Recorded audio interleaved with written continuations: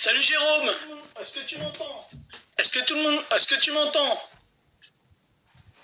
Et l'image est bonne? Et l'image est bonne?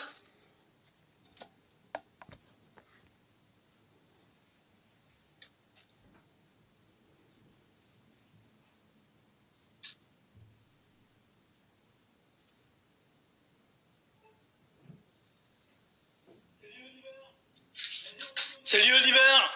Vas-y, envoie-moi une invite. Comme ça, tu pourras... Hop.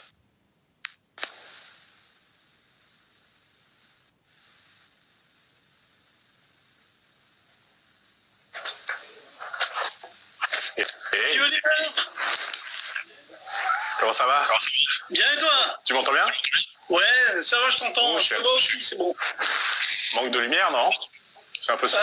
Non, ça va, bah, c'est de mon côté, de toute façon, j'ai deux lumières. Non, je parlais chez moi. Ah non, ça va. Non, ça va? Nickel. Ça va? Nickel, Ok. ouais, je te vois. Impec. Impec, impec. Bon, alors, on va commencer par la présentation. Donc, Oliver Croc, auteur auto-édité. Oui, je te confirme, je te confirme. Ok. Là, je me suis bien, j'ai dit une connerie, pourtant j'ai travaillé ce matin. Non, pas du tout. Salut Paracétien. Salut, Para. Remets la langue comment? Ok, Jérôme, ça marche. Hop. Voilà. Bon, j'espère que c'est bon. Alors, donc, tu as publié 3 livres. 3 et le 4e bientôt, janvier, je pense. D'accord. Et le 6e est déjà écrit. Voilà. D'accord, ok. Mais déjà 3 publiés, donc c'est Chronique d'une autre réalité. 3 tomes ont été publiés. C'est ça. Le premier tome, c'est Première altération en août 2017.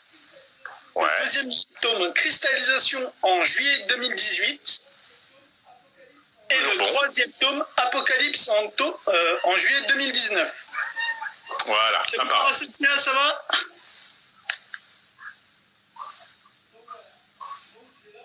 Donc voilà. Donc c'est là pour le moment, c'est les 3 tomes que tu as publiés. Pour le moment, c'est les 3 tomes que j'ai publiés, ouais. Et ils forment une trilogie finie, en fait, complète. D'accord, ok.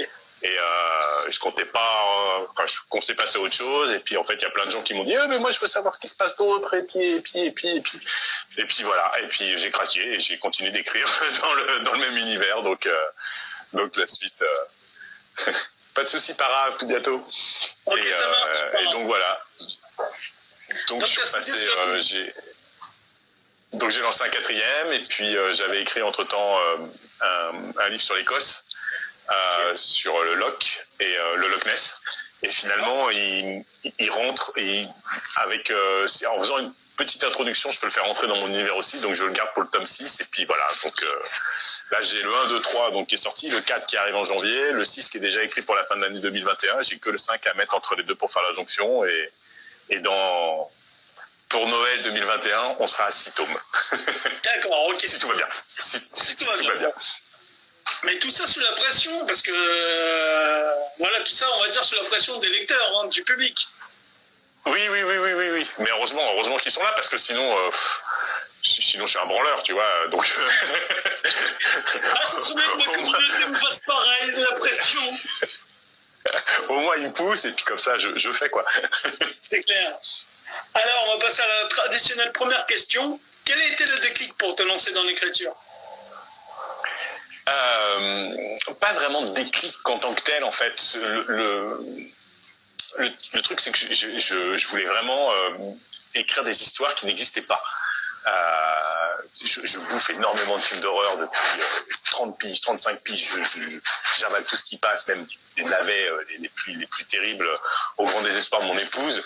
Tout ce qui est séries, évidemment, tout ce qui est littérature, horreur, etc., etc. Et j'avais plein d'idées dans la tête que je lisais jamais, je voyais jamais, qui n'étaient jamais reproduites. Et je me suis dit, oh merde, si personne ne les fait, je vais le faire, quoi. Donc voilà, j'ai commencé à écrire un petit peu des bouts d'histoire, des bouts de pitch, des bouts de... Puis voilà, de fil en aiguille, j'ai étoffé, j'ai arrangé, j'ai fait en sorte que... Puis je me suis pris au jeu aussi, j'ai trouvé ça très chouette. Et puis j'ai eu des super retours des lecteurs qui trouvaient ça super bien. Et puis voilà, quoi. Donc voilà, c'est pas vraiment un déclic, si tu veux, c'est presque un processus naturel qui m'a amené à faire ça, quoi. D'accord, ok. Voilà.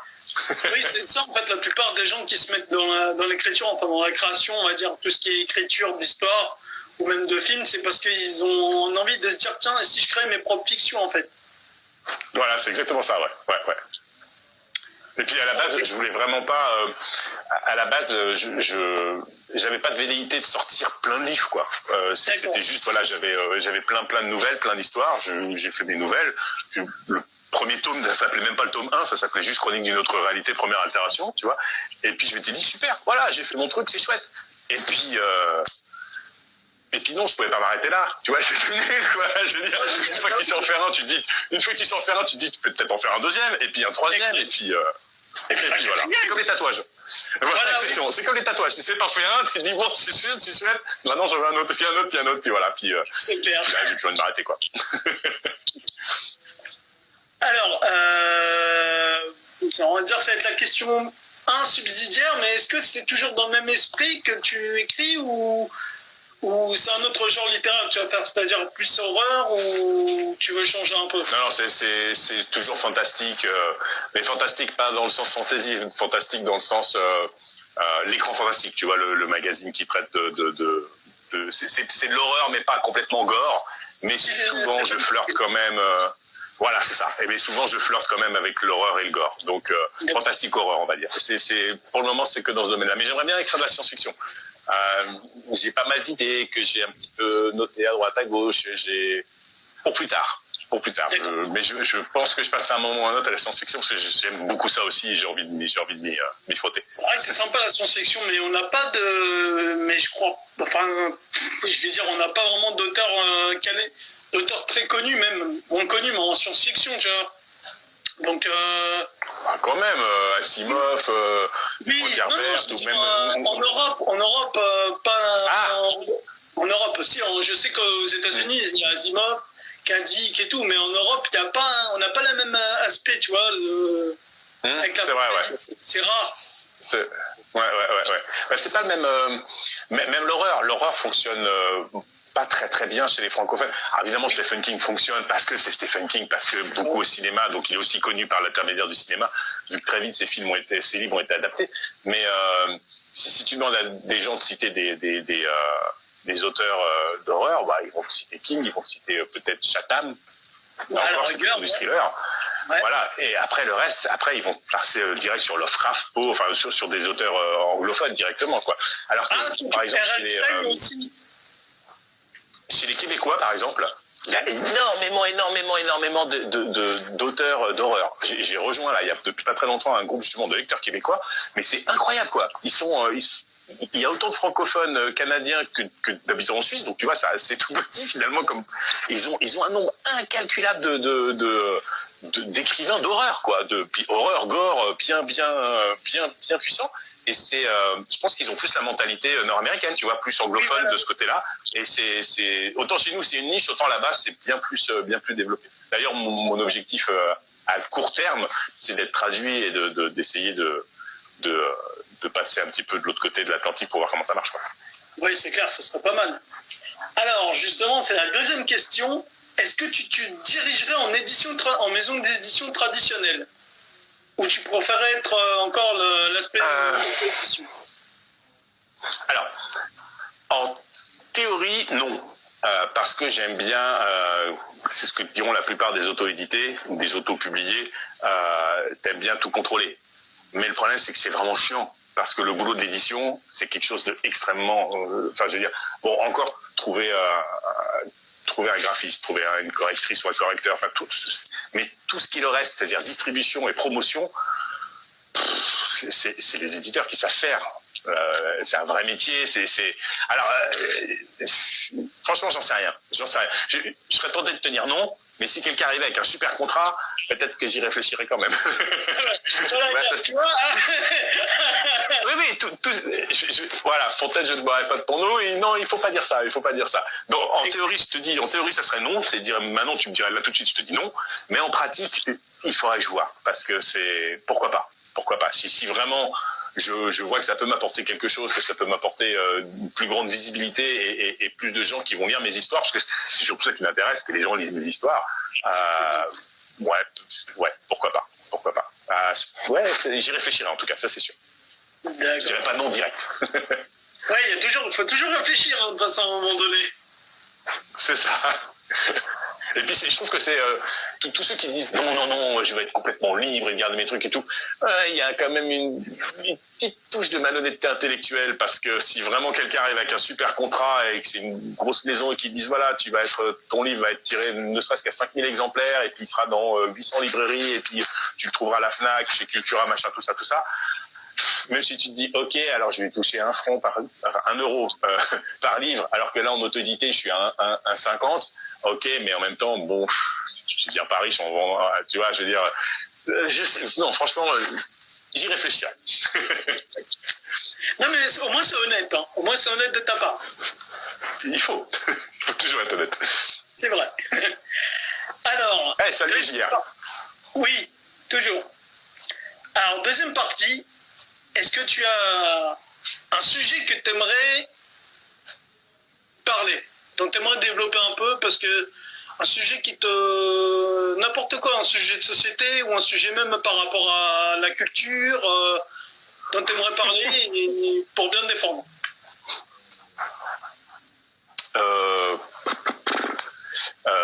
Pas vraiment en fait.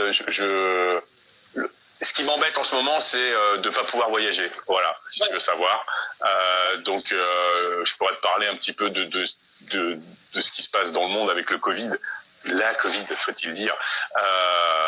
Est-ce qu'il n'y a pas un petit peu trop, ou est-ce que tout ce qui est fait n'est pas exagéré? Est-ce qu'il n'y aurait pas une meilleure façon de faire en protégeant les gens plus vulnérables et puis finalement, il y a une réflexion ici en Suisse qui passait beaucoup au début et qui disait il ne faut pas qu'on meure d'avoir survécu au virus, parce que c'est un petit peu j'ai l'impression ce qui se passe, tu vois.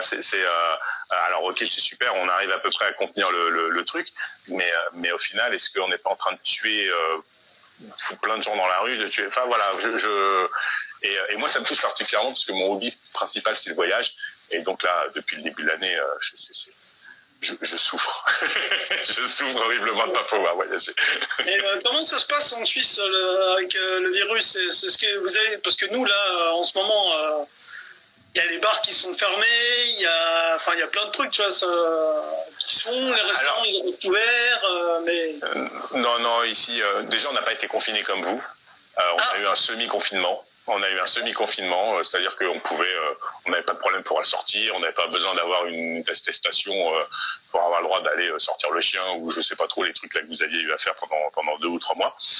Ensuite, très très vite, je crois début mai, tout a rouvert, les restaurants, les machins, bon les cinémas, mais il n'y avait pas de films, les piscines, enfin là tout est ouvert quoi.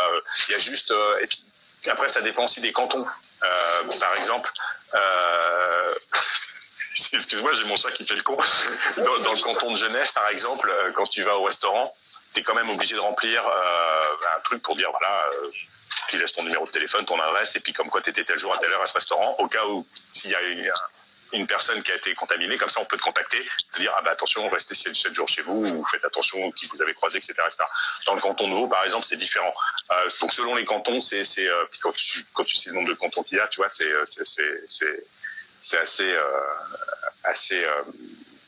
assez différent quoi. Mais dans l'ensemble, on n'a pas eu beaucoup. Nous, on a eu 1700 morts. Enfin, c'est beaucoup si tu veux, 1700 morts quand on le dit comme ça. Mais par exemple, je sais que sur les 6 premiers mois de l'année en Suisse, en 2020, il y a eu moins de morts sur la population globale que sur les 6 premiers mois de l'année 2019. Donc, tu vois, l'impact du Covid est noyé, si tu veux, dans ce qui se passe tout court de la vie de tous les jours, des gens qui meurent de tout et de rien, quoi. Donc, et puis je crois que la majorité, c'est-à-dire 90% des décès, c'est des gens qui avaient 85 ans et plus. Donc, voilà, tu vois, c'est des gens qui étaient de toute façon vulnérables, et puis, malheureux à dire, mais si c'est pas le Covid, ça aurait pu être la grippe, ça aurait pu être autre chose. Donc, alors c'est vrai que chaque mort est triste, mais c'est aussi la vie, quoi. Oui. Tu vois, je veux dire, dès que tu nais, tu sais qu'au bout, ton contrat, il est pas à vitam aeternam. Donc voilà. Ici, c'est quand même plus cool. Et puis, il y a aussi beaucoup le civisme suisse, a beaucoup fonctionné aussi. On est pour ça, on fait très très attention. Donc, D'accord. Donc, il y a pas, voilà, tu vois. Il n'y a pas besoin d'avoir un agent de sécurité à l'entrée du magasin pour te dire lave-toi les mains ou mets ton masque. Voilà, c'est ça que je voulais savoir. Voilà. Si la loi dit, voilà, si on te dit tu dois mettre un masque quand tu rentres dans le magasin et tu dois te laver les mains, bah, tout le monde met son masque et se lave les mains. Il y a pas, on cherche pas à essayer de corriger ou quoi. Okay. Donc voilà, on nous dit de faire, on fait. Donc voilà. Okay. Non mais c'est intéressant à savoir comment ça se passe ailleurs par rapport à la Covid justement, parce que c'est vrai qu'on va... Mais nous on a fermé, donc, par contre, ce qu'on a fait, c'est qu'on a fermé les frontières. On a fermé les frontières par contre immédiatement. Ah oui. Il y a 8 points de passage, je crois, frontières à Genève, France. Tu sais, vu que nous on est au bout du lac et il y avait des gros blocs de béton partout où tu pouvais plus passer, quoi. C'était les frontières étaient, enfin, il restait 2 points de passage, les gros points de passage pour ceux qui bossaient, les frontaliers, les choses comme ça, mais c'était très très réduit. Mais sinon, tous les autres points de passage étaient fermés et les frontières étaient fermées complètement. Bon, par exemple, nous, on peut facilement aller faire les courses en France parce qu'une fois, je suis à 5 km de la frontière, donc c'est facile d'aller en France. Là, je pouvais plus y aller. J'étais confus. Voilà, j'étais confiné dans le pays, en fait. Voilà, le confinement, c'était dans ce sens-là. Mais bon, ça nous a pas tellement changé. Je te dis, le principal problème, c'est le voyage. Sinon, le reste, la vie de tous les jours, ça n'a pas été extrêmement impacté. Beaucoup de gens ont fait du télétravail. Et puis, voilà, c'était pas très, très impactant. D'accord, ok. Bon, on va déjà passer à la 3e partie. C'est la partie préférée, c'est le questionnaire. Ah, il y a François. Alors. Qui est arrivé. Ouais, oui, je vois. Même François. la voix verte avec. Ouais. Et Another Day in My Story. Yeah. Oui, c'est mon pote Jérôme qui est. D'accord. Des émissions. Ok. Il connaît un peu à la frontière, il connaît un peu, donc. D'accord. Il est vers Annecy, tout ça, donc. Ouais, effectivement. Alors, c'est pour la 3e partie. Ok, donc c'est le nouveau questionnaire. Donc là, c'est toi qui l'inaugure. Comme tu es écrivain, donc c'est le questionnaire écriture. D'accord. Ah ouais, là, ça va, tiens, ouais. Justement, tiens, tu vas pouvoir venir me voir. Je fais une petite aparté. Je suis allé le week-end dernier à Nas, au Cultura. Et je leur ai demandé comment ça fonctionnait pour pouvoir faire une journée dédicace. Enfin, si je pouvais laisser mes livres ou comment ça fonctionnait. Donc le gars m'a tout expliqué. Il n'y a pas de problème, il faut faire une demande. Il faut que j'y retourne fin janvier parce que là, leur planning est complet. Puis ça rouvre à partir de février. Donc ça tombe bien parce que mon tome 4 sera là à ce moment-là. Et puis ils font une affiche, ils donnent un tréteau, une chaise, tout ça, enfin tout ce qu'il te faut. Tu arrives avec tes livres. Bon, il y a tout un arrangement, tu sais, ils enregistrent tes codes barres et tout. Et puis pas de problème, de 10h à 18h, voilà. Tu peux faire une journée dédicace. Ils font une petite pub avant de leur côté pour prévenir que tel auteur sera là, même si. Donc voilà, donc je serai certainement à Annemasse en mars ou en avril, je sais pas trop la date qui vont pouvoir me donner pour faire des dédicaces de mes chroniques. Donc c'est chouette.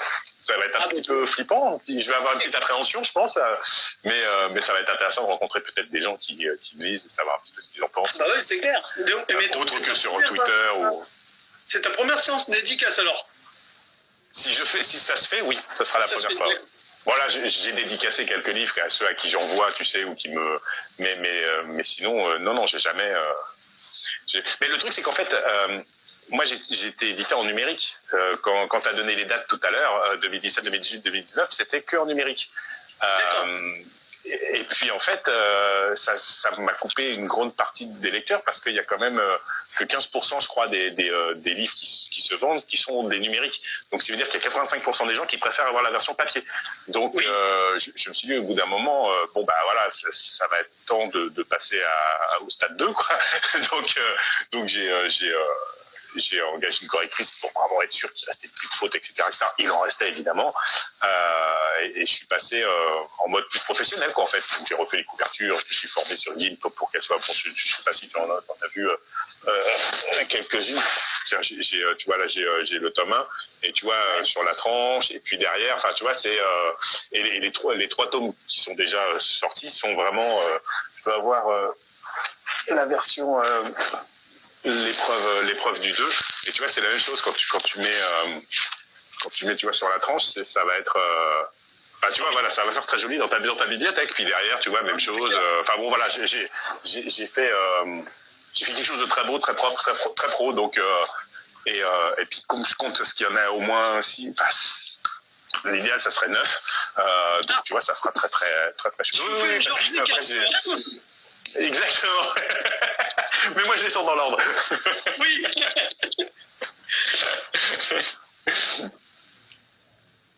Oui, c'est exactement ça. Donc Jérôme, c'est ça. C'est bien le numérique, mais il n'y a pas le plaisir du papier. Et c'est vrai que c'est le numérique, c'est bien pour quand tu es aux toilettes ou dans le bus ou des choses comme ça. Mais c'est vrai que quand tu es chez toi, dans ton canapé, dans ton lit, puis même dans la bibliothèque, c'est beau, quoi. Exactement, ouais. Non, mais c'est un plaisir parce que se dire que tu as ton livre en bibliothèque et tout, c'est. Oui, c'est un plaisir, quoi. Bizarrement, tant que j'étais en numérique, j'avais pas l'impression d'être un auteur à 100%. Dans le sens où, tu vois ce que je veux dire, je me disais, bon, c'est super, tu vois, j'ai déjà écrit 3 livres et tout, c'est super chouette. Puis j'en ai un autre là, donc au début du confinement, j'avais terminé le log, donc j'avais un 4e livre d'écrit qui était de côté. Là, j'ai le 5e qui est, il faut que j'envoie le 23 à ma correctrice, donc enfin le 23 novembre. Donc de toute façon, tu vois, il me reste 2 chapitres à écrire, donc ça va. Puis après la relecture, tout ça, je me dis, ouais, super et tout, mais ça restait ça n'existait pas. Enfin, tu vois, ça existait sans exister. Et quand tu reçois voilà, que tu le reçois en vrai, que tu ouvres et puis que tu lis tes mots et tout, et là, waouh, d'un seul coup, voilà, tu mets ton petit badge. Là, je suis un auteur. Tu vois, et c'est vraiment, oui, vraiment, tu changes totalement de catégorie. Donc c'est vraiment bien. Ouais, c'est vrai. Non, mais c'est ça en plus. C'est vrai, je suis tout à fait d'accord avec toi. C'est une certaine légitimité. Ouais, c'est ça, ouais. Surtout que beaucoup d'auteurs ont le syndrome de l'imposteur. Oui. Donc là, c'était encore plus prononcé du fait qu'il y avait pas de support pour de vrai. Enfin, c'est vrai que si je cliquais sur Amazon, je voyais les commentaires, les machins, les trucs, tu recevais des messages de lecteurs qui me disaient « Ah, j'ai adoré tout ça. » Mais malgré tout, il n'y avait pas ce petit côté... voilà, là maintenant, c'est bon. Je suis un vrai. Bienvenue au club.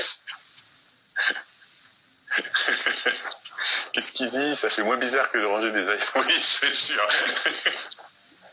Puis t'as pas à les recharger, tout ça. Non, il y a quand même beaucoup d'avantages. Voilà, c'est clair. Alors, j'ai vu qu'il y avait des petits coucous. Donc, on a Anne-Sophie et Anna Jarzab qui nous a fait un petit coucou. Salut Anne-Sophie. Salut à tous ceux qui viennent d'arriver. Voilà, tous ceux qui viennent nous rejoindre, un petit coucou. Alors vas-y. Ton questionnaire spécial auteur. Oui, questionnaire écriture. Donc, tu vas l'inaugurer. Bon, en fait, c'est pour ceux qui ont suivi l'épisode de la semaine de la dernière fois. C'est un questionnaire varié sur le questionnaire dessin. Tu vois, c'est les mêmes questions, mais variées en version écriture. Tu verras. D'accord. Qui est ton écrivain favori? Ah. Ouf. Alors, alors mon écrivain favori, c'est pas quelqu'un de connu, c'est pas quelqu'un qui a fait grand chose. En fait, bon, évidemment, j'adore Stephen King, surtout avant 2000. Après, j'aime moins ses livres. Ouais, mais avant 2000, j'adore Poe, Lovecraft, Anne Rice. Bref, les classiques qu'on ne peut pas ne pas aimer, entre guillemets. Mais il y a justement, je les ai à portée de main. Il y a un écrivain qui s'appelle David Gunn, qui a écrit une trilogie qui s'appelle la trilogie des Oaks. J'ai les 2 premiers, je ne sais pas ce que j'ai foutu du 3e, je te les ai préparés pour que tu vois à quoi ça ressemble. D'accord. Et c'est sympa. Comme ça, ouais. C'est de la SF en fait, ultra trash. Le gars est un espèce de légionnaire du futur, donc il se bat, il y a plein de factions, puis c'est assez, c'est de la vraie SF pure et dure, où les aliens sont assez bizarres, ils ont des tuyaux, des machins, enfin bon bref. Et lui c'est juste un soldat de base, un légionnaire de base, sauf que on le sait qu'à la fin du 3e, il est seulement 98% humain, et les 2% qui restent, on ne sait pas ce qu'il est. Mais ces 2% lui permettent de se régénérer quand il a une blessure ou quand il est blessé, quoi, il se régénère assez rapidement. Et puis il a un bras mécanique qui au début est juste un pauvre bras tout pourri, puis à un moment il rencontre des gens qui en font un super armée, etc., etc. Et c'est écrit à la première personne, c'est écrit au présent. Et c'est écrit par ce légionnaire qui est donc qu'un sous-fifre, hein, c'est vraiment un soldat qu'on envoie au premier rang quand il y a des bastons, etc., etc. Et j'adore comment c'est écrit. Ce monsieur, là, David Gunn, il y a une espèce de mystère qui tourne autour de lui. Ça sera un ancien mercenaire, machin. Et j'ai trouvé qu'une seule photo de lui qui traîne. Enfin bon, je pense que c'est beaucoup de marketing, tu vois, pour vendre le truc. Et il a écrit que 3 livres. Il a écrit que cette trilogie-là. Et j'adore. Mais quand je dis j'adore, c'est quelque chose que je relis régulièrement. J'adore son personnage principal qui s'appelle Sven Storsvek. Il est fabuleux. Mais vraiment, j'adore et j'adorerais écrire comme ce gars. Voilà. Sinon, Stephen King, IRS, tout ça. Mais voilà, il y a David Gunn qui est vraiment, pour moi, au-dessus. J'aime bien beaucoup Ben Bova aussi. Je sais pas si tu connais. Ben Bova fait de la art science-fiction. Il a écrit quelques best-sellers. Il a écrit Mars, Retour sur Mars, Vénus. Et à chaque fois, si tu veux, c'est de la science-fiction. C'est de la art science-fiction. C'est-à-dire qu'en fait, il va pas t'inventer. Si un voyage sur Mars doit se passer de la façon suivante avec la technologie qu'on connaît, il va l'écrire de la façon. Le gars a bossé à la NASA, etc., etc. Mais il arrive à vulgariser la science et à rendre ça addictif, alors que moi ça me fait chier en général ce genre de truc. Tu vois, très vite tu t'embêtes quand c'est trop science, quand c'est trop blabla, quand t'expliques que la molécule, machin, tout ça, et c'est pour ça que non, j'ai pas envie de dire ça. Mais lui, il est très très bon. Ben Bova. D'ailleurs, il vient de sortir un nouveau bouquin, j'espère qu'il sera traduit. Sinon je le prendrai en anglais, c'est pas grave. Mais voilà, David Gunn, et puis en deuxième Ben Bova, et après les classiques comme Anne Rice, Stephen King, tout ça. Ok. Ah, celui-là, cette question-là, elle va te plaire. Le roman que tu aurais aimé écrire.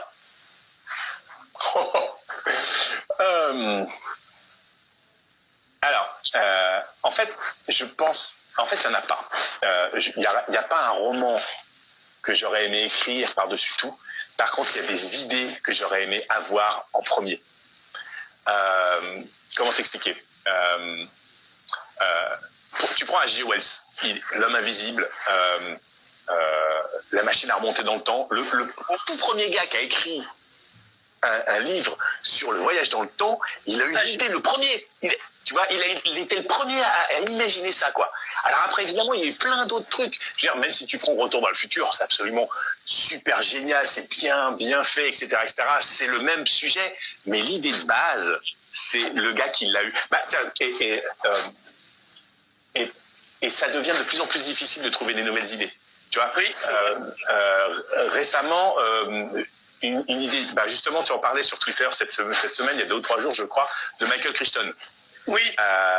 Voilà. Par exemple, Jurassic Park, je trouve l'idée fabuleuse d'avoir imaginé qu'on pouvait récupérer le sang d'un dinosaure dans un moustique dans l'ambre, le mélanger à une séquence ADN de reptiles qu'on connaît pour recréer et cloner des dinosaures. Ça nous paraît tout con parce qu'on voit ça à la télé, on a vu les films, on a vu machin de ça. Mais l'idée de base, elle est incroyable. C'est clair. Et j'aurais, voilà. En fait, il n'y a pas un livre que j'aurais aimé écrire, mais il y a une idée novatrice que j'aimerais avoir, et c'est très très difficile. Dans mes romans, par exemple, il n'y a pas vraiment d'idée novatrice. Il y a quelques idées quand même qui n'ont jamais été racontées. Et il y a d'autres mythes que je récupère, que je m'approprie, comme le loup-garou, les choses comme ça, que je fais à ma sauce, donc c'est différent, mais c'est une idée qui existe déjà. Tu vois, par exemple, une idée qui est assez récente, c'est par exemple The Matrix. C'est la même chose. Le fait que le monde, en fait, tu vois, ça c'était une idée novatrice, bien ou mal racontée. Bon, en plus c'est en film, donc c'est vrai que je m'éloigne un petit peu du truc.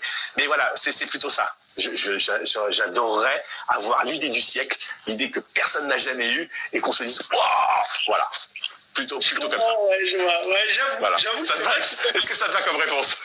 Non, parce que c'est vrai que finalement, en fait, c'est quoi? C'est, à ton avis, on va dévier un petit peu sur la question, mais c'est quoi le mieux? C'est d'écrire un roman sur un thème précis ou d'avoir l'idée du thème, justement, être le premier à avoir l'idée du thème? Alors, c'est le premier à avoir l'idée du thème, mais ça n'enlève en rien, en fait, aussi le fait d'écrire. Je veux dire, si tu prends le Dracula de Bram Stoker, tu te dis, waouh, le mythe des vampires, tu vois, même si ça avait déjà été fait, je crois qu'il y avait ça tournait déjà un petit peu avant, mais c'est Bram Stoker qui a mis ça vraiment en lumière et qui a super bien marché. Tu peux te dire, bon bah voilà, le gars, il a inventé le vampire en littérature, terminé quoi. Et puis après, il y a les stats qui arrivaient. Pascal Drive a sorti les stats, et puis toute la mythologie, toutes les chroniques des vampires. Et si tu veux, c'est aussi génial, voire peut-être même mieux que le Dracula de Bram Stoker. Mais l'idée de base, c'est quand même Bram Stoker qui l'a eu. Tu vois ce que je veux dire? Donc, ça ne veut pas dire que quand tu récupères une idée ou que tu l'écris, je veux dire, un livre n'est jamais écrit une histoire n'est jamais écrite tant que c'est pas toi qui l'as raconté. Il y a plein de gens qui disent ça. Donc je suis d'accord avec ça. Et c'est vrai que tu peux prendre une idée déjà existante, la tordre dans tous les sens à ta sauce à toi et en sortir quelque chose de génial, peut-être même mieux que l'original. Mais l'idée d'original, il y a eu une seule personne et elle aura été inventée qu'une fois. Tu vois ce que je veux dire? Et voilà. Donc il n'y a pas de livre que j'aurais aimé écrire, mais il y a une idée originale que j'aurais aimé avoir. Voilà. Je peux pas répondre mieux. Non, mais moi j'aime bien ta réponse en tout cas, m'a satisfaite là. Là, franchement, pas mal. Matrix, c'est une adaptation du mythe de la caverne. Ouais, franchement, ouais, je pense. Je connais pas le mythe de la caverne. J'aurais du mal à te l'expliquer, mais c'est un truc. Comment il s'appelle? C'est le philosophe. Merde. Attends, je l'ai lu, j'ai encore vu récemment sur YouTube, mais j'aurais du mal à t'expliquer en fait. J'aurais trop du mal. Pas grave. D'accord, je ferai un petit coup de Google après mythe de la caverne, je m'en rappelais. Platon, voilà, merci. C'est Platon, voilà. Merci Jérôme, c'est Platon. Alors, si tu étais une citation.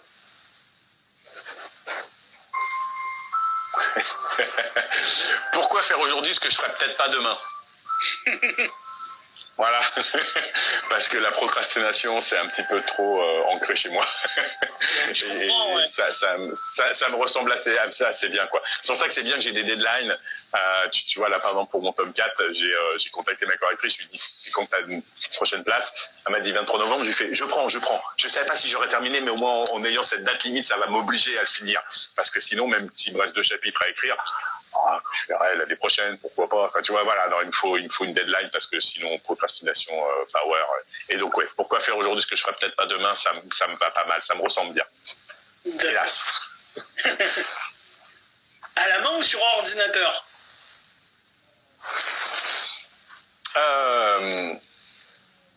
Les deux, en fait. Je suis assez... En fait, c'est comment expliquer? Ça dépend de l'humeur. Est-ce que j'ai ça sous la main? Je dois avoir ça quelque part là. On peut voir si c'est celui-là. Tu vois, j'hésite pas à faire à la main. Mm-hmm. Tu vois, il y a beaucoup de pages grattées. Si je vais, par exemple, je sais pas, si j'ai pas envie de prendre mon laptop et que je vais quelque part et que je sais que je vais avoir 1 heure à glander, bah je prends mon cahier puis je vais écrire dedans. J'en ai déjà rempli quelques-uns. Et puis, par contre, si j'ai envie de prendre mon laptop, bah j'écrirai sur le laptop. J'ai pas de, les deux me conviennent. Là, pour le coup, les deux me conviennent. Je peux pas te dire l'un ou l'autre. C'est vraiment le plus gros, en fait, c'est là sur mon gros PC. Souvent le soir, enfin c'est là où j'écris le plus. Mais dès que je sors de chez moi, ça peut être papier ou ça peut être laptop, sans problème. Les deux me conviennent. Okay. Mais par contre, quand je suis chez moi, c'est le PC parce que le PC est là et c'est plus simple. Alors, le livre que tout le monde aime et que toi tu détestes. Je vais me faire des ennemis. Oui. On a quelques spectateurs et après tu mets ça sur YouTube, c'est ça? Oui, je vais mettre sur YouTube. Ok. Bon, bah tant pis, alors je vais me faire des ennemis. Je déteste. J'arrive pas d'ailleurs à le lire. J'ai dû commencer plusieurs fois. À chaque fois, j'ai abandonné. Et tout le monde encense ce truc. C'est La Tour Sombre de Stephen King. Ah. Il en a fait plusieurs volumes. J'ai jamais vu personne qui a dit c'est nul, quoi. Tout le monde dit mais c'est tellement génial, c'est tellement addictif, c'est tellement tout ça. Je me suis forcé avec le Pistolero, mais j'ai trouvé ça vraiment pas bon. Je crois que j'avais commencé à lire le deuxième. Je m'emmerde, bon, je sais pas. Moi, j'aime pas. J'aime vraiment pas. J'ai vu l'adaptation à la télé. Alors, je sais pas ce qu'elle vaut parce que vu que j'ai pas lu les livres, mais je me suis autant fait chier en fait sur l'adaptation que ce que j'en ai lu, et je sais que tout le monde adore. Donc voilà, j'espère que mon adresse ne va pas être divulguée sur sur les réseaux, parce que je vais avoir des gens qui vont venir m'attendre à la sortie, tu vois. Non, la Tour sombre, toute la Tour sombre là, de Stephen King, pas du tout. Pas du tout. Ah bah tiens, voilà, tu vois, regarde. Voilà, j'ai déjà un ennemi, il va quitter mon Discord, il va me bannir, il va me bloquer sur... Merde. Donc toi, t'aimes bien JR, c'est ça? Tu n'as pas d'âme. C'est ça, j'irai directement en enfer. C'est pas grave.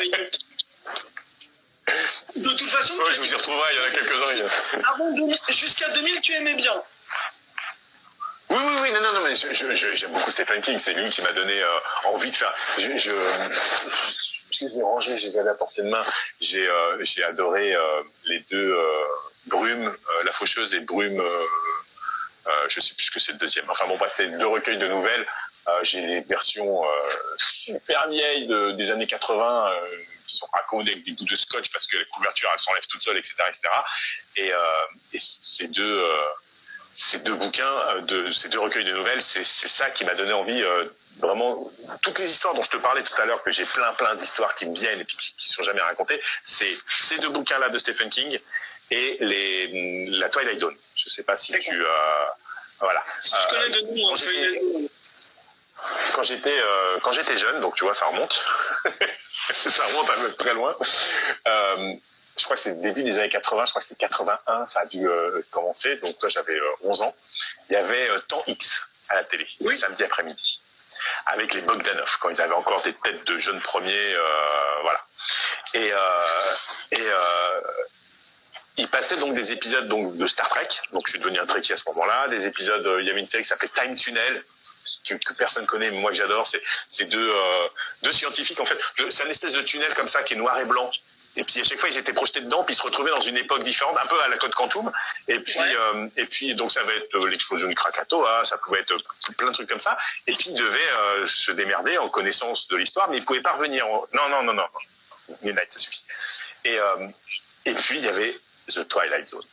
Et alors ça, c'était pour moi ça reste la genèse de mes envies d'écrire des histoires. C'est toujours une histoire qui démarre de façon normal, dans un monde normal, et d'un coup il y a un truc qui bascule, et là tu te fais « Oh !» Et puis quand tu arrives à la fin, il y a un twist de fin où tu te fais « Oh !» encore plus fort. Et là, c'est voilà. Et tous ceux qui ont lu le premier tome principalement, bon, là ça suffit. Tous ceux qui ont lu le premier tome de mes chroniques, par exemple, vont reconnaître tout à fait le genre, parce que c'est exactement ce que je voulais écrire au début, écrire des histoires où à la fin les gens se disent « Oh, je l'ai pas vu venir, quoi !» Parce que pour moi, c'était ça le plus important dans une nouvelle. Ah ouais, il faut que le twist de fin, il soit, voilà. S'il est téléphoné ou s'il y en a même pas des fois, pour moi, c'est pas une bonne histoire. Mais, enfin, c'est pas une bonne histoire dans mon imaginaire et dans mon univers à moi. Je suis pas en train de dire que ceux qui font pas comme ça, écrivent pas des bonnes histoires. Non. Pour que moi, mes histoires, je les trouve bonnes, les miennes, il faut qu'elles soient comme ça. Voilà. D'accord. Donc là, on s'est un peu égaré. C'était quoi le roman que tu condamnes et que toi tu détestes. Donc on a dit La Tour sombre. Ah oui, voilà, donc voilà. Mais voilà, La Tour sombre, j'ai pas d'âme. Alors, il a dit c'est une de ses œuvres favorites. Bon, je peux le comprendre, moi. Non, je pense qu'il parlait. Je pense qu'il parlait peut-être des deux recueils, recueils de. Oui, mais. Il parlait de La Tour sombre. La Tour sombre, ah oui. Après, moi, Stephen King, à part les classiques comme Christine, que j'ai lu 2 fois, parce que 2-3 fois que j'ai lu, après, j'ai pas lu tout Stephen King. Je suis pas très horrifique, tu vois, donc c'est pour ça que... Oui. J'aime bien. Oui, si c'est pas ton genre, c'est pas ton genre. Hein, y a pas voilà, mais j'ai pas trop baigné dans le horrifique, moi. C'est pas trop mon délire. Ouais. Attends, je récupère un machin, là, qui fait chier depuis tout à l'heure. Tiens, regarde, fais coucou. T'as vu la tête du chat par rapport à la mienne? C'est un tigre, il fait presque 9 kilos et ça suffit là. Bon, alors, ensuite, un rituel avant d'écrire.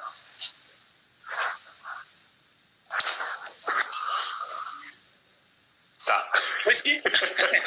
Ah oui. Le cliché d'écrivain. Bravo. C'est exactement ça. Souvent, c'est soit le thé et les chats, ou soit le whisky et les chats. Et moi, c'est whisky et chat. Enfin, Voilà. bon, là, ils font chier, mais en général, ils dorment à côté. Et puis, mais non, j'aime bien. Et c'est même pas forcément pour le boire tout de suite, tu vois. Même des fois, c'est qu'à la fin. Mais le simple fait, c'est toujours du bon. J'aime vraiment le bon whisky. Donc, c'est juste le simple fait de me verser le verre, de me poser devant, là, tu sais, quand j'écris. Et puis, tu sais, il respire. Il est là, il vit, tu sais, et voilà. Si on parle d'un rituel, ça peut être ça. Ça peut être ça. Sinon, j'ai pas vraiment de rituel différent que ça. Mais je peux aussi écrire sans avoir mon verre de whisky. D'accord, ok. Donc c'est pas obligatoire, on va dire. Non, c'est pas obligatoire, c'est pas obligatoire. Le lieu où tu préfères écrire? Alors, en fait, en général, j'écris à 2 endroits. C'est soit là, sur mon gros PC, soit au McDonald's de Balexer. D'accord. Tu vois, là, t'as donné une centre adresse pour ceux qui te détestent, hein. Oh, mais ça, je le cache pas parce que à chaque fois que je poste sur Instagram que je suis au cinéma, c'est au cinéma dans ce centre commercial là, donc il y a pas de, tu vois, c'est marqué partout, donc on peut pas se tromper. Et souvent, avant ou après, je vais au McDo parce que c'est juste, il est collé, et puis mon épouse travaille pas très loin, donc du coup j'en profite pour la ramener du boulot, un truc comme ça. Et donc j'aime bien me poser avec mon laptop au McDo. Et bizarrement, autant j'aime bien le calme pour écrire, autant quand je suis au McDo, j'y arrive. Malgré que c'est un food court, donc en fait c'est super ouvert. Il y a pas que McDo, il y a d'autres restos. Les gens ils viennent, ils chassent, etc., etc. Mais j'aime bien. Je sais pas pourquoi j'arrive à écrire là, alors qu'il y a du bruit, je sais pas. Voilà. Donc il y a 2 endroits. Le McDo, mais celui-là, un McDo, et puis sinon là chez moi sur mon gros PC. Ok. Bon, je pense que tu lui avais répondu un petit peu tout à l'heure, mais c'est pas grave, je la pose quand même. Tu écris plutôt la journée ou la nuit? Plutôt la nuit. Pas que la journée ça me gêne. J'ai pas de souci à écrire la journée, mais c'est vrai que la journée, je suis toujours. Il y a toujours du parasitage. Parce que soit il y a du bruit tout simplement parce que il y a la vie et les éboueurs qui passent, il y a du bruit, ou soit parce que je suis toujours attiré par quelque chose. Je vais aller cliquer vite fait pour dire tiens, j'ai des notifications sur Twitter, qu'est-ce qui se passe? Donc tu vois, voilà, alors je devrais couper tout, tu vois, mais non, voilà, il y a une notification qui floppe quelque part. Et puis il y a toujours un bout d'émission de télé que j'ai envie de voir, et puis il y a YouTube, ah tiens, boum, j'ai une notification YouTube sur une vidéo d'un gars que je suis, et puis donc voilà, alors qu'en général, passé 22 heures, il y a beaucoup moins de bruit, il y a beaucoup, enfin voilà, c'est plus tranquille, c'est plus, je suis plus dans le mood, donc je préfère le soir. Je comprends. J'avoue. Bon. Ah, les avions passent au-dessus de chez moi, à proximité des avions peut-être, mais là en ce moment, l'activité aéroportuaire a été très divisée à Genève. D'accord, ouais. Bon, en espérant que ça va s'améliorer, parce que bon, là, quoi qu'on nous a dit, il faut vivre avec le virus, il faut apprendre à vivre avec. Écoute, j'ai réussi à aller une semaine à Londres fin juillet. Mm-hmm. Avec une spéculation, c'est-à-dire que en fait, je suivais avec l'ambassade et puis je suivais les annonces du gouvernement anglais, parce que pendant très longtemps, en fait, quand tu arrivais au UK, tu avais 14 jours de quarantaine. Oui. Donc en fait, c'est aucun intérêt, tu vois. Tu vas passer une semaine à Londres, tu restes dans ton hôtel, tu repars. Bon, c'est bof. Et puis, c'est 4 jours de quarantaine. Voilà. Vers le 10 juillet, ils ont commencé à dire peut-être que la semaine prochaine, on va assouplir et on va lever ça pour quelques pays. Et puis, évidemment, comme la Suisse, on était assez réglo au niveau de ça. Du coup, j'ai pris des billets d'avion et puis je me suis dit, bah, on verra. C'est pas très cher. Les allers-retours depuis Genève, c'est direct. Et puis, les billets, les hôtels, tu sais, tu peux annuler facilement avec Booking. Donc, on a pris le risque. On a pris 2 billets. Et puis en fait, ils ont levé la quarantaine. Donc super, on a fait une semaine là-bas, tout était vide. Donc, mais quand je te dis vide, c'est vide. Hein. Je sais pas si tu connais assez bien Londres, mais par exemple quand tu vas à Camden Market. Là où j'étais, c'était assez animé, ouais. C'était du côté portuaire. D'accord. Parce que Bah là, par c'est exemple, pas la même quand tu vas à Covent Garden ou à Camden Market, tu sais, c'est les anciennes écuries, c'est l'espèce de marché aux puces où c'est toujours plein de gens. Et là, tout était ouvert, mais il n'y avait personne. Quand je dis personne, j'ai pris des photos, c'est juste hallucinant, quoi. En fait, tu dépenses bien plus et tu fais plus de shopping quand il n'y a personne parce que finalement, tu peux accéder plus facilement au magasin qu'en temps normal.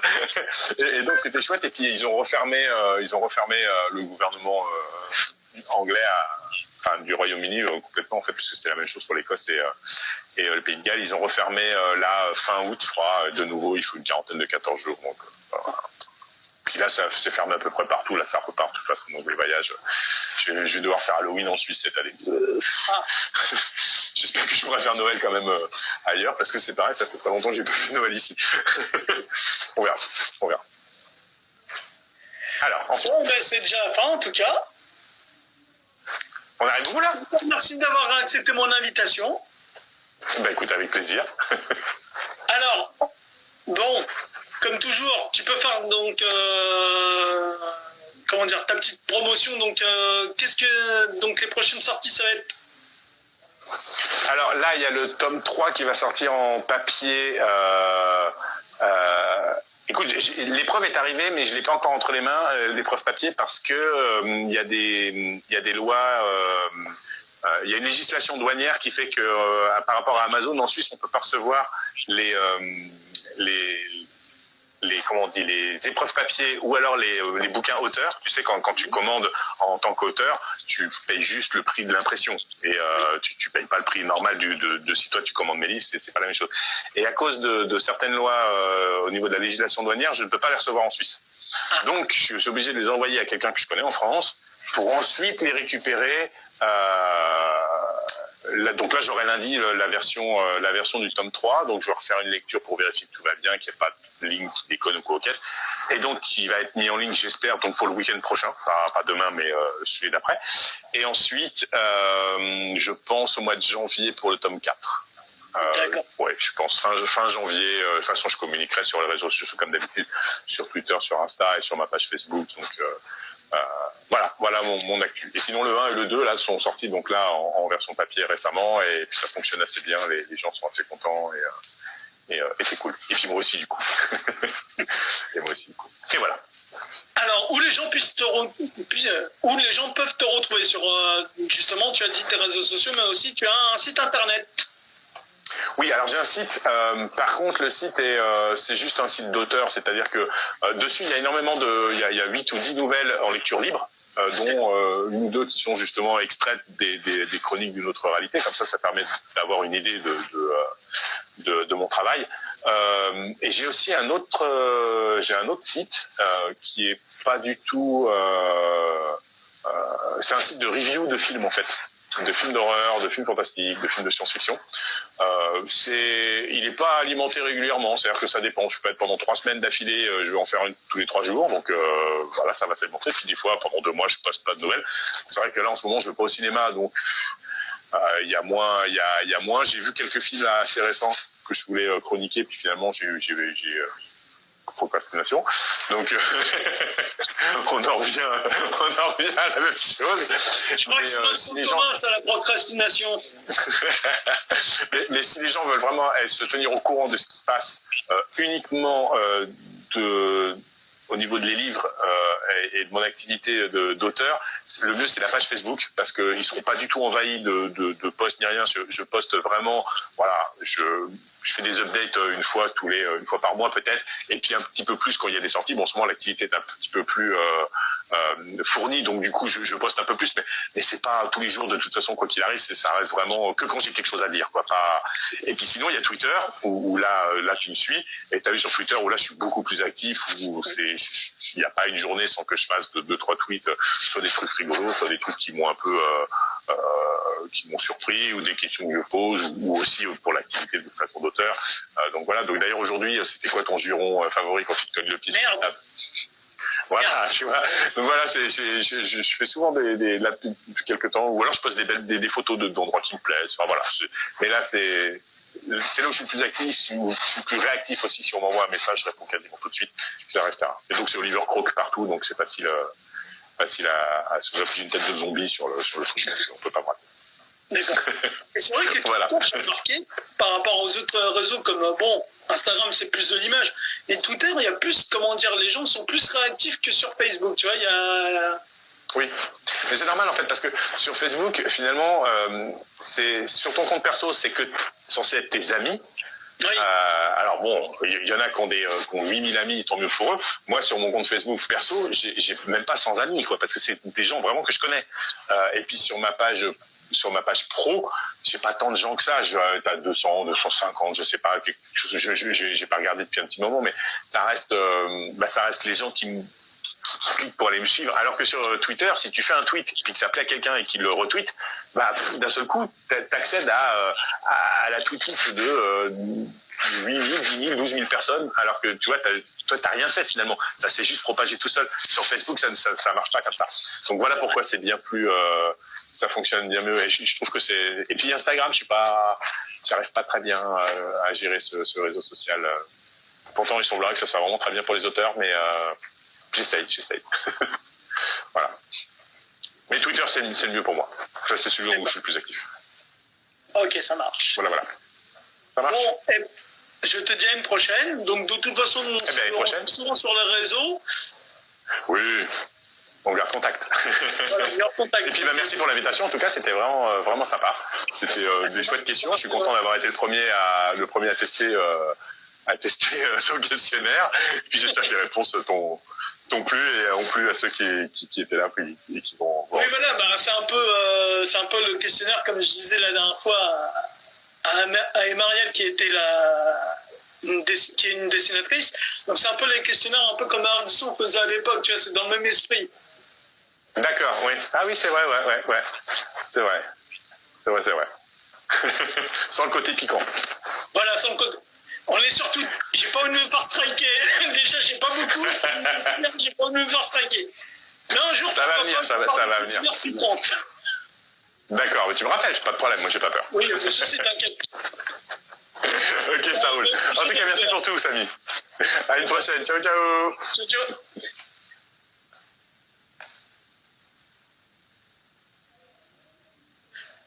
Alors, merci à toutes et à tous de nous avoir suivis pour ce nouveau numéro de Parler de l'instant, le live dans l'esprit du talk. Vous pouvez me suivre sur mes réseaux sociaux, Twitter, Facebook et Instagram, Salim Barouk. Donc ça va être là quelque part, vous verrez de toute façon sur YouTube. Et aussi, abonnez-vous à la chaîne YouTube, donc Salim Barouk, oui, deuxième, voilà. Puis likez, merci GRK, bonne soirée à toi également. Et donc vous pouvez me suivre sur les réseaux sociaux, comme je l'ai bien dit, et aussi effectivement à suivre la chaîne, à vous abonner, activer la cloche et à partager la vidéo tout simplement. Voilà, partagez, la partage. Bonne soirée, puis à la prochaine.